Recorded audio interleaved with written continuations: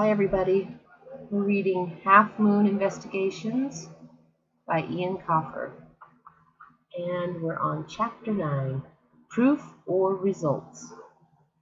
Back at Ches Sharkey, Herod had a car door propped up against the garden wall. "Go!" shouted Jeannie, clicking a button on a large stopwatch. Herod pulled a flat metal ruler from the leg of his jeans, sliding it between the window and the frame. He jiggled the ruler for a few moments, and the car door lock popped. "Clear!" he shouted, stepping back. Jeannie stopped the watch. 15 seconds. Not bad. Keep practicing. She noticed us coming through the back gate. "Ah, will you look who it is. Well, boys, any developments in the case?" "We're establishing a link between the assault and the robberies," replied Red. The exact words I had used with April. "Well put," I said. Jeannie held out the stopwatch. "The clock is ticking, boys. Better get back to business. Red, you haven't rehearsed since this mess started, and we have a title to defend." I followed Red into the house. "Title?" "School talent show. I was Elvis last year. The early years. This year I'm doing Vegas." I remembered another reason why the girls loved Red. He could sing, and even more importantly, he would sing. When we reached the bedroom, my iBooks browser was open on an internet shopping page. "Were you on the net?" I asked Red.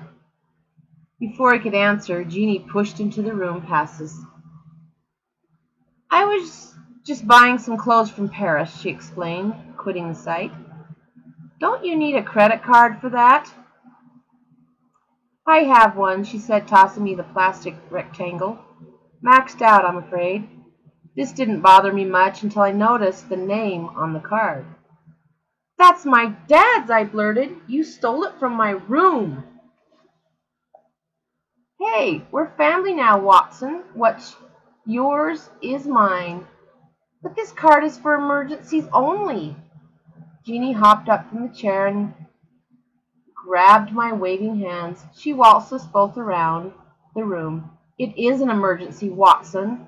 The autumn-winter season is upon us, and I'm still wearing spring-summer clothes." I was still twirling when Jeannie sneaked out the door. "You need to watch my sister," commented Red, steering me to the chair.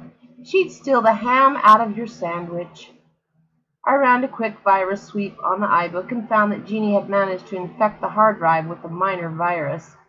I ran the disk repair program, hoping that none of my files had been corrupted. Red sat watching the program run for about 4 seconds before his natural energy began bursting out through his extremities. First his knee began to jittering, then his toes, then his fingers drummed a beat on the desk. "Red, please." "What?" "I'm working here." "I'm not stopping you. Anyway, what work?" "You're looking at a screen. How long are you going to be?" I shrugged. "I don't know. Why don't you go play a game of hurling?" Red elbowed me. "Someone stole my hurl, remember, detective." I unstrapped my cast and laid it on the desk. "That's right. How could I forget?" My arm was still bruised, but the pain only flared if I clenched my fist, so I avoided clenching my fist. Red's entire being was eager for action. "There must be something I can do." I pointed at the mass of files on the floor. "Those are the September case files I had to go through.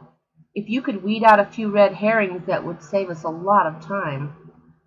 "Red herrings?"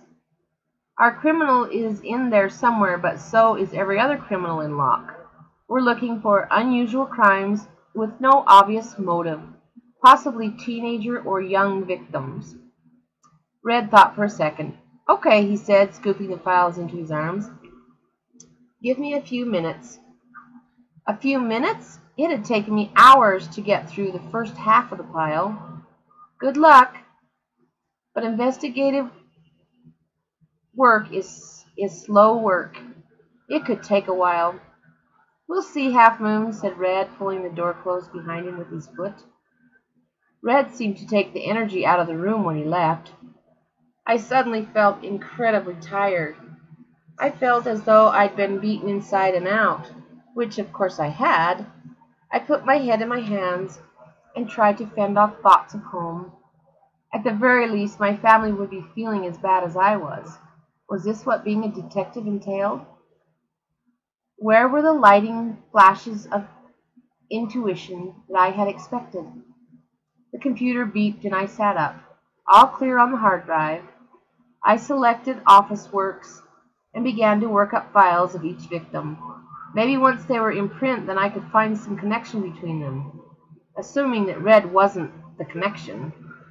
I dedicated a page to each subject, filling it with every scrap of information I could find. I topped each page off with a photo, which was surprisingly easy to find on the school website or local paper archives. I didn't bother with a photo of myself, as I know what I look like, and I knew I wasn't guilty. I got one of Red from an Elvis impersonator competition publicity photo. I downloaded a photo of Mara Mernon from the local paper outline archives from where she won Slimmer of the Year. MC Coy had his own website featuring blurry shots of himself in various tracksuits. And there was a lovely one of May and April on the school fun page. Red barged back into the room. He had been gone less than 20 minutes. Poring over files was not for everyone. "I'll be with you in a minute." Red pulled my chair away from the computer. "I think you better come now. Papa is solving your case for you." That got me out of my seat fast. I did want the case solved, but I was surprised to find that I didn't particularly want anyone else to solve it. At the risk of sounding like Arnold Schwarzenegger, this one was personal. I spoke to my computer. "I'll be back," I said, then chuckled at the joke that only I understood, which I believe is one of the first signs of insanity. Papa was seated at the kitchen table with the files piled high in front of him. In one hand he held a statement, in the other a cell phone. "Petey," he said into the phone, "that tire job below in Doyle's garage. I'm presuming that was you and the boys, wasn't it?" Papa winked at me, which looked pretty much like a bear winking at a salmon. "I thought so. Why?" "Oh, nothing. I might be in the market for a few radials, that's all. Talk later." Papa hung up, tossed the file into the garbage, and moved on to the next one. There were already several files in the garbage. "Has Papa already phoned those people?" I asked Red. Red seemed almost embarrassed. "No need. Papa knows exactly who committed those crimes. He was nearby at the time. Very nearby, if you know what I mean. I could guess. After all, some of those were the Sharkey files." Papa was on the phone again. "Jojo, I see you've been up to your old tricks again." "What do you mean?" "What do I mean?" "The fruit truck in Wexford. You're the fruit man in this country, and everyone knows it. How about a few boxes of kiwi? I'm very partial to kiwi." "Good man. I'll be over tomorrow." Another file in the trash. Some files didn't even merit a phone call. Jimmy, Bob, Hooley, English, Ned, all files in the trash. This was not how Bernstein said things should be done. There was no proof, no secondary confirmation. "Do you have a shred of proof?" I asked Papa. No offense." Papa ripped a file in half. "Proof, Half Moon, proof. You want proof or results?" I thought about the accusations painted on my head like a target. I imagined the hourglass of time running out, and I thought about my family worrying sick. "Results," I said. "Good. Give me 5 minutes." Red threw together some sandwiches while Papa worked. We stood at the sink eating. "What's next, Half Moon?" I chewed this over along with a strip of chicken. "Next, I suppose we find our mystery giant." "Shh, moron," hissed Red. "You Think Papa is going to let us run around town after a giant? Keep that to yourself. Keep what to yourself? Asked Papa, who apparently could hear a whisper at the other end of the room. Red tossed out a quick lie. His bad language. Half Moon has a foul tongue on him. You wouldn't believe it. I smiled apologetically. I'll watch what I say. Papa pointed a finger the size of a Mars bar. You better, kiddo. There's a lady in this house, you know. I almost asked who, but remembered Jeanie just in time. Sorry. Papa spun a file along the kitchen table. One left. All the results are accounted for. I was flabbergasted. One, you cleared the entire month of September in 10 minutes? Papa shrugged. No court could convict, but they did the deeds all right. This other one is a new player. I opened the first file and read the single typed page. Incident report. Isabel French. Details below. Miss Isabel French is a dance teacher from the town of Locke. On the evening of August 18th at approximately 8 p.m., Miss French was returning home from a dance class in the community center. As per usual, she had her personal CD player in her bag for the walk home. When Miss French put on her headphones and switched on the music, her head was immediately filled with noise of an unusually high volume. Miss French described the sound as like feedback, only a million times louder. The sound was sufficiently loud to partially deafen Miss French for 3 days. Her sense of balance has also been disrupted. Miss French's doctor advised her never to wear a personal CD player again and to avoid loud noises for a period of 8 weeks. Miss French decided to sue the manufacturers and took her CD player to an engineer. The engineer discovered that the headphones had been tampered with. The volume inhibitor had been removed and powerful microphone speakers had been added. He concluded that person or persons unknown must have taken Miss French headphones and replaced them with his extremely dangerous pair. It was at this point, 5 September, that Miss French and her father, Mr. Frank French, reported the incident to the police. I closed the file. A dancer unable to dance. The victim was older, true, but it was the same man. I could feel it. Our mysterious giant. But even though I knew this, it brought me no closer to him. He was out there somewhere, close, manipulating our lives with his unfathomable crimes. I looked up. Red and Papa were looking back at me. What? Red patted my shoulders sympathetically. You were talking to yourself, half-wit. Sorry, Half-Moon. I was not. Red allowed his eyes to glaze over. It's the same man. I can feel it. Papa's shadow fell over me. You said something about a giant, too. I thought fast. It's a quote from Arthur Conan Doyle, a metaphor for our problem. Papa squinted down from a great height. So there's no real giant? No, this is some kid picking on smaller kids. A smart bully, that's all. When we find out who he is, we will ring the police. End of story. Papa folded his arms across his chest. Because I don't want you boys putting yourself in harm's way. Red can handle himself, but you, Half-Moon, would be knocked over by a gentle breeze. Red hustled me out of the kitchen. Harm's way, he scoffed quite convincingly.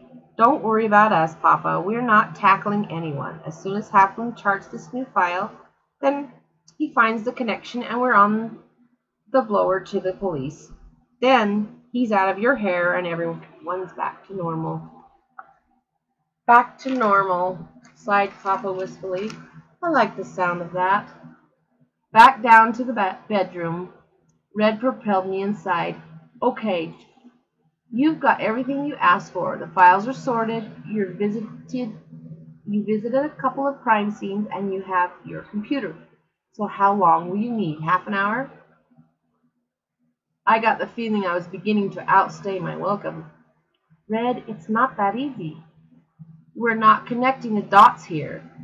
Well, you better do something, Half Moon, because I don't have a single clue what to do. Not one, and if you can't find something in those files, we're up the creek. Don't worry, I said. We're not sunk yet. I have a few ideas. Red ballooned his cheeks, blowing out a breath. Good. I was beginning to worry that you weren't as smart as you're always saying you are. I shot Red with 2 finger guns. Hey, don't worry about it. I thought we talked about the finger gun thing. Sorry. I'll give you an hour then. I know your brainy types like to be alone. Appreciate it. The door closed and I was alone. Alone with my ideas, of which were exactly none. Alone in a strange room with strange people outside the door. With Locke's police force outside the walls, the future was bright. I stood in the room, dizzy with failure. Everything I had learned had brought me to this moment, and now I felt useless. The badge in my pocket was just a lump of metal. It meant nothing if I couldn't solve this mystery. I had a bundle of files, crimes that had been committed against the youth of Locke. The youth. That was the only connection, but it wasn't enough. There were too many young people in Locke to check them all. Some of the victims were in the same school, St. Jerome's, but not all. Most were teenagers, but now Isabel French in her 20s came dancing along. What else? There must be something else. I wasn't tall, I wasn't cool, I couldn't play sports. Being a detective was all I could do. All that made me different. I had to find a connection. What was it? I scanned over the files again, running my fingers under each line, checking birth dates, addresses, star signs, anything. But I was wasting my time. It was impossible to group all the victims in one bunch. It was useless. I was useless. Bernstein says, sometimes you know things that you don't know you know. Trust your subconscious. Let your instinct guide you. This had always sounded a bit use the force for me, but I was desperate. Maybe my subconscious already knew what was happening here. All I had to do was let the knowledge flow through me somehow. Count Albert Renard, the famous French criminologist, used several exercises to free his subconscious. One involved a map and a set of darts. When he couldn't figure out where his prey was hiding, he would blindfold himself and throw a dart at a map of Paris. Very often the dart led the gendarmes to the correct address. Renard reasoned that his subconscious had already figured out the problem, and he didn't have the time to wait for his conscience to catch up. Could this technique work on photographs? I printed off letter-sized prints of the file photos and tacked them on the wall. Closest thing to a dart in the room was a school compass on my pencil case. This is ridiculous, I told myself as I pulled a pillowcase over my head. It can't possibly work. I stood 6 feet from the pictures, peeking out from under the pillowcase until I had my general bearing. Please don't let Red come in now. Please. I dropped the pillowcase over my face. All I could see was a pale disk of light from the bulb and the crisscross pattern of the cotton case. I stood there for a minute trying to summon my inner thoughts or my instincts or whatever, then pulled my arm back and fired. The compass bounced off the wall and whizzed past my ear. What was my subconscious trying to tell me? Give it up, you fool, before you lobotomize yourself. I persevered, throwing the compass half a dozen more times, and finally I scored a hit. The compass sunk deep and was still quivering when I pulled off the pillowcase. The point was buried in April's photo, and it had amazingly missed April and May's photo in the foreground and lodged in the forehead of a small girl by the school door. Another one of the victims, Mercedes Sharp. Oh, I winced, plucking out the missile. Lucky it was only a photo. Sorry about that. I examined the girl with the hole in her forehead. She was smiling, but it wasn't the typical girl smile. There was something mean in the way those teeth were clenched. You're imagining it, I told myself, seeing what you want to see. I hurried back to the computer, using Photoshop to crop the picture until only Mercedes remained. She didn't look so pretty wearing a snare. Her hair was jet black and pigtailed, and she wore a belted blazer over her uniform. Was there something about this photo, or was this a monumental waste of time? I pored over the picture, looking for some clue, any clue. Mercedes wore patent leather shoes and a corduroy book bag slung diagonally across her chest. A single white headphone earpiece trailed from under the book bag's flap. Something. Give me something. Maybe I should throw the compass again. Keep throwing it until there are more holes than paper. So, said Red's voice behind me. Is this our giant? Red was back. My time was up. Nothing to do but admit defeat. Actually, Red leaned over my shoulder. Mercedes, he sighed. She's pretty as they come, Half Moon, but not someone to tangle with. Really? I said, stalling. Roddy says she's actually a terror behind all the pink business. She squealed on Roddy's friend Ernie. He was expelled. Curiosity straightened my spine. Expelled for what? Mercedes saw him selling an iPad that he'd stolen from one of her friends. He shook his head. Little Ernie was always a bit light-fingered, although usually he stuck to sweets or cash or to buy sweets. From iPod to cash to sweets would usually be one conversion too many for Ernie. Something invisible tapped on my skull. Hello, you're missing something. An iPod, when? Last week of school this summer, don't you remember? I did remember. Last week of school, just about the time this fun day photo had been taken, Ernie Boyle, expelled for theft. Not his first offense either. I had a file on him. I looked at the photo again. There it was, snaking from Mercedes' Sharp's book bag. A white earphone on a white cable, just like an iPod cable. Red, I said, we need to talk to this boy Ernie. No time like the present, said Red. We just need to stop off at the candy store first. We tracked Ernie Boyle to a video arcade downtown. His mother was only too happy to tell us Ernie would be there and to offer us a $5 to bring him home. We turned down the contract. We had enough on our plate.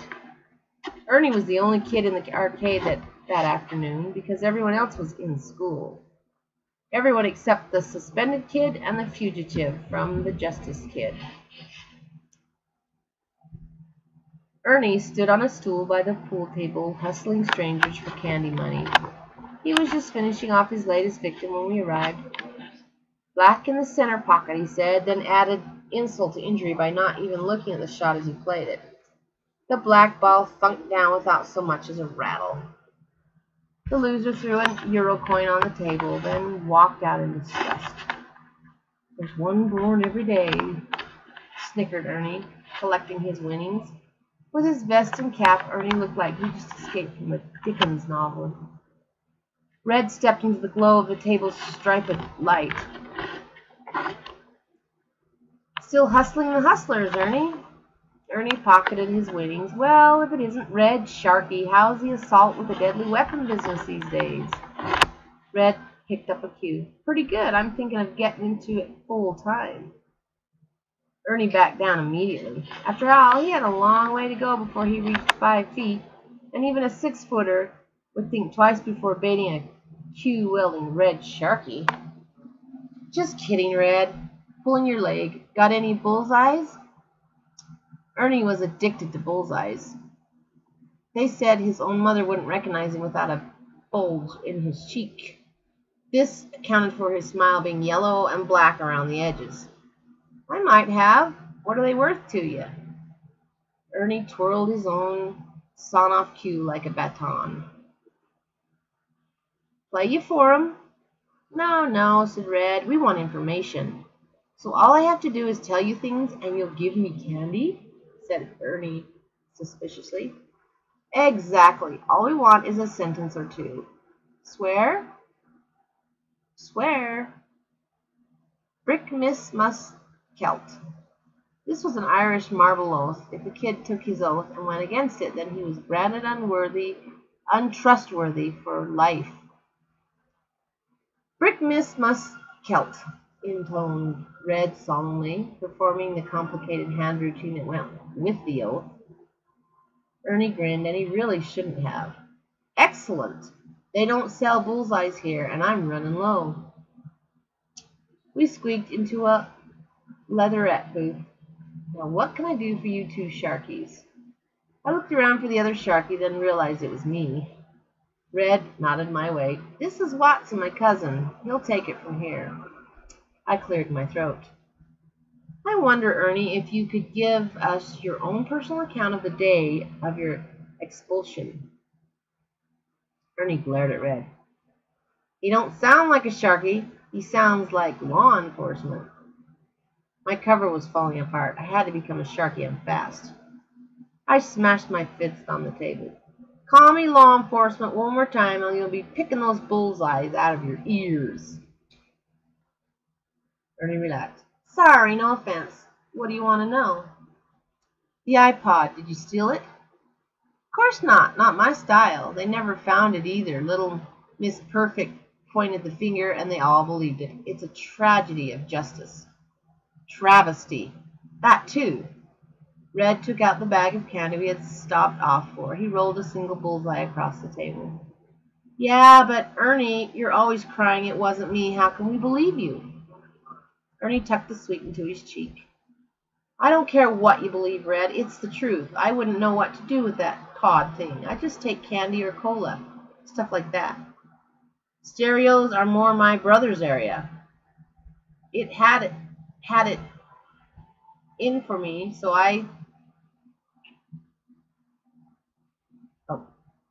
Les Jenny's étudiants had it in for me, so I had to go. I wrote that down. They had it in for you? Why? I don't know. Their head honcho, Devereaux, cornered me in the yard one day, going on about how boys are ruining their education and it's got to stop. This did not sound like the Janus Etudiants I knew. April and company were more interested in Pop-Tarts than pop quizzes. Ruining their education? How? Ernie tapped the table. Red rolled another bullseye across. It disappeared just as quickly as the first one.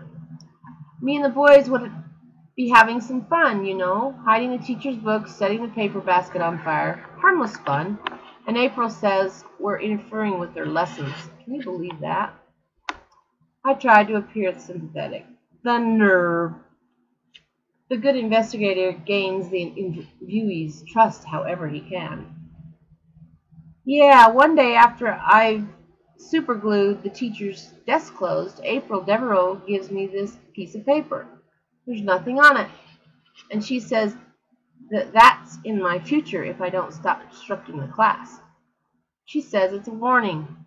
The next week, an iPod goes missing, and Mercedes swears she saw me selling it at the school gate. I offered to turn out my pockets, and there's 20 euros in there. I don't know how it got there, honest.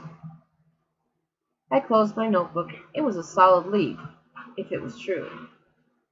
This is a solid lead if it's true, I said to Red.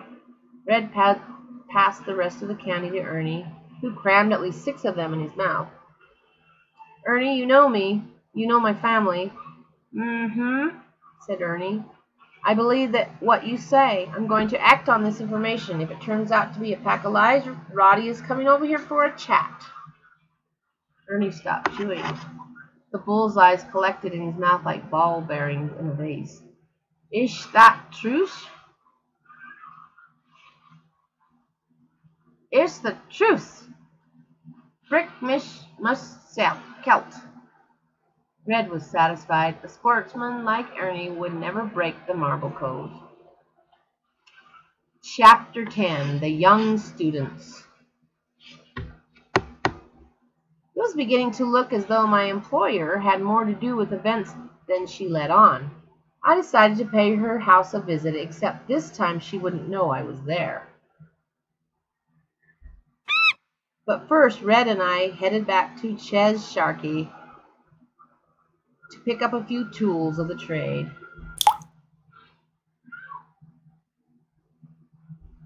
When we arrived at the house, Herod was sitting at the kitchen table, shifting through a pile made up of 2 BMW wing windows, a digital TV dish, a trawler's global positioning box, and 6 Bob the Builder videos. He glanced up at us. "Look at this. 50 smackers worth right here. People just leave this stuff lying around." Red rattled the digital dish. "Bolted to the roof is hardly lying around, isn't it, Roddy?" Herod grabbed the dish. "What do you care? I'm just doing what Sharkies do. I don't think you're a Sharky at all. I think you must be adopted. Last week I even saw you reading the horse book, Black Beauty."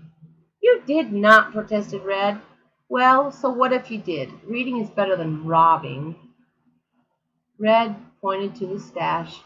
"This has all got to go back. In your dreams. Who are you going to tell? Your new best friend, Half Moon here? Or his best friend, Sergeant Horahan?" "It's your funeral," sighed Red. "I'll write you in prison. Unfortunately, you won't be able to read it." He nodded at me. "Come on, Half Moon, let's not waste any more time here." "That's right, Red," taunted Herod. "Off you go with your best buddy, Mr. Nerd. The 2 nerds together. You 2 are made for each other. You should get engaged."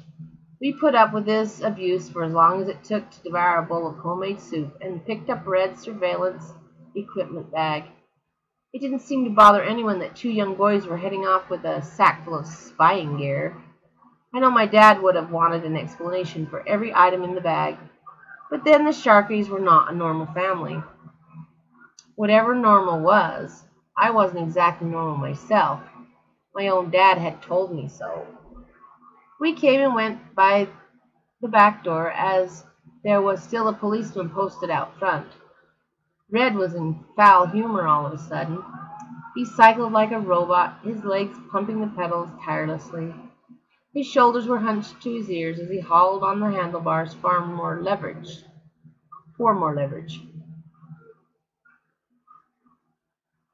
He spoke not a word.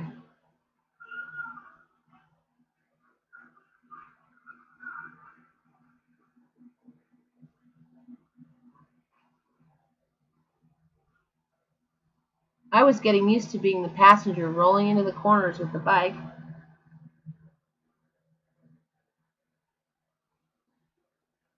"Hey, Peter, come here, please." "Peter." Downstairs. We crested Couillard Hill and freewheeled down the other side. Red gave his legs a rest and leaned back against me. He grunted, half in apology, half in annoyance. Red didn't say anything for a long time, so long that I thought he had forgotten the question. "You saw Roddy back there?" he said suddenly. My brain had moved on to the case, and it took me a moment to remember that I had asked. "That's what's bothering you? Herod and his stash?" "He's 10 years old, and already he's stealing the school blind. Mom didn't want that to happen. Before she died, Mom asked me to watch out for my baby brother. I was only small myself, but I promised. I'm not doing a great job of it. I tried to keep him on the straight and narrow, but I can't even keep myself out of trouble. It's like destiny or something. I can't escape the life that's waiting for me. Dad's life, Jeannie's life, Roddy too."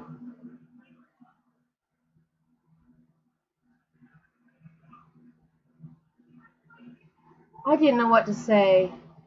"You can give Herod a good example," I ventured. "Give him someone new to look up to." "You think so?"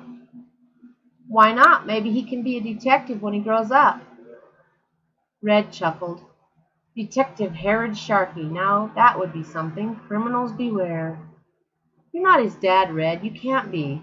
If you're going to keep Herod out of trouble, then you need Papa's help. Does he know about this promise you made? No, believe it or not, you're the only one who knows. I don't know how Papa would cope knowing Mom asked you to look out for Herod. You need to tell him. As soon as you can, tonight. Nothing for a while then. Thanks, Half Moon. April Devereaux's house wasn't actually a castle, but it was supposed to look like one. The rear was adorned with stone-cladded vaulted arches, stained glass windows, a mini turret, even a Romeo and Juliet balcony. April's bedroom was inside the balcony.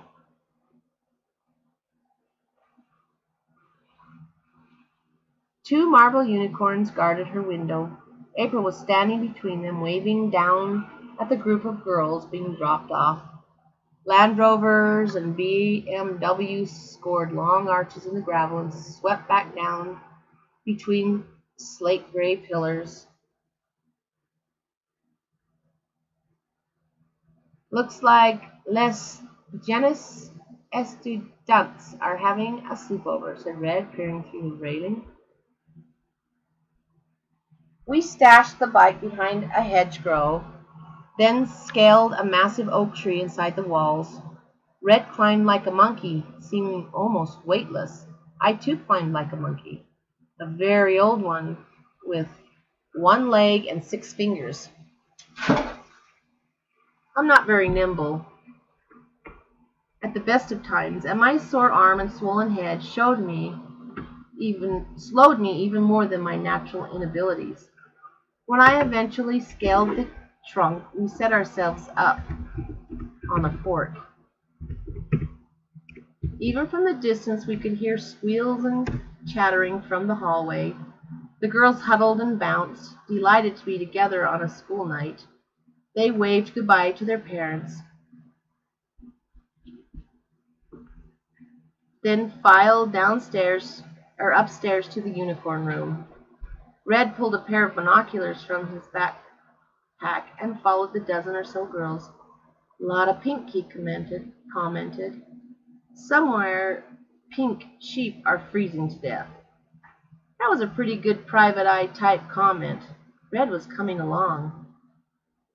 Can you hear anything? Red glanced sideways for a moment. These are binoculars, Half Moon. They only work on eyes. It occurred to me that private eye type comments could really be annoying after a while. I held on to a branch, leaned out until my elbow creaked. I can't hear anything. We need to get closer.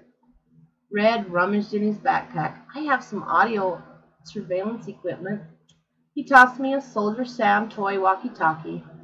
Audio surveillance equipment? We're supposed to be professionals. It's got a good range of 10 feet and 6 Soldier Sam phrases in Soldier Sam action voice.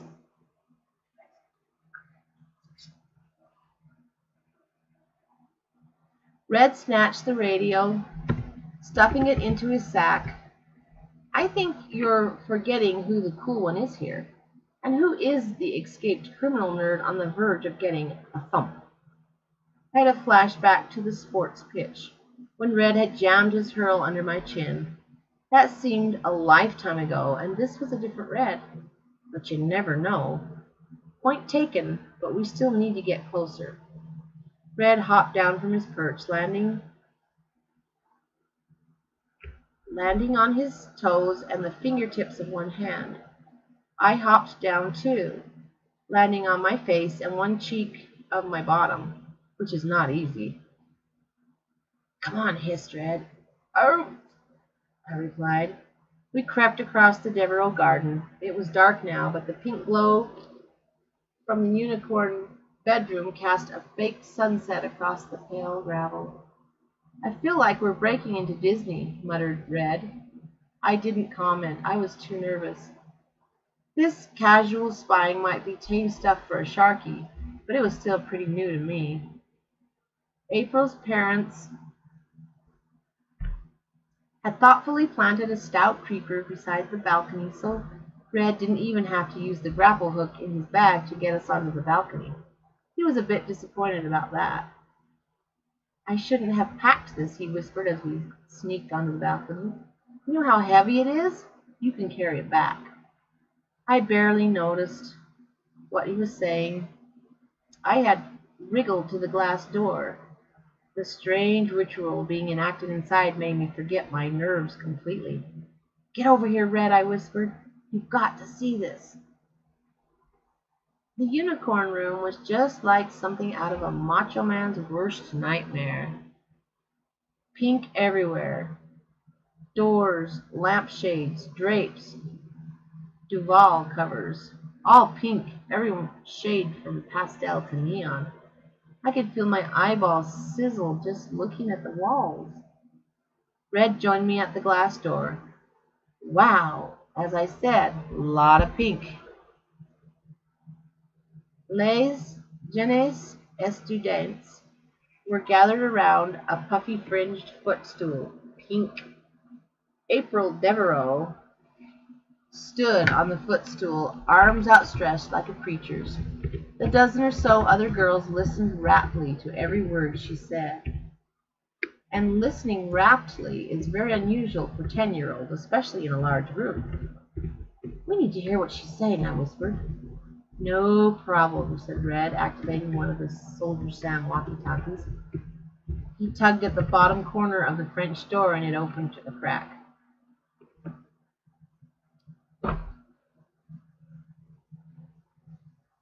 Unlocked. Red pulled slowly until there was a big enough gap to wiggle his arms through. Not one of the girls noticed, too busy preaching or being preached to. "Now for the hard part," said Red, "but ready to jump if this goes wrong." Before I had a chance to object to this ludicrous statement, Red tossed the walkie-talkie across the room. It landed on the bed, nestling between a fuzzy bunny and a heart pillow, both pink. Before I had a chance to object to that, Impressed? Red winked. I winked back. "I'll be even more impressed when you get it back." Sometimes it's nice to be the brains in the group.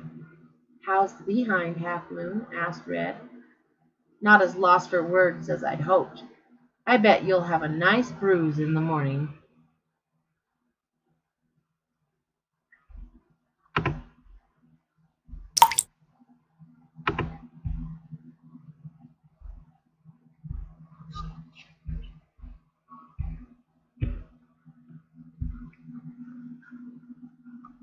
Red twisted the volume wheel to the second walkie-talkie. The first unit was set to broadcast, so we could pick up every word spoken inside. We lay flat on our stomachs, our jaws dropping wider as events unfolded in the unicorn room. So I'm going to stop there today, and tomorrow we'll be back at 2 o'clock.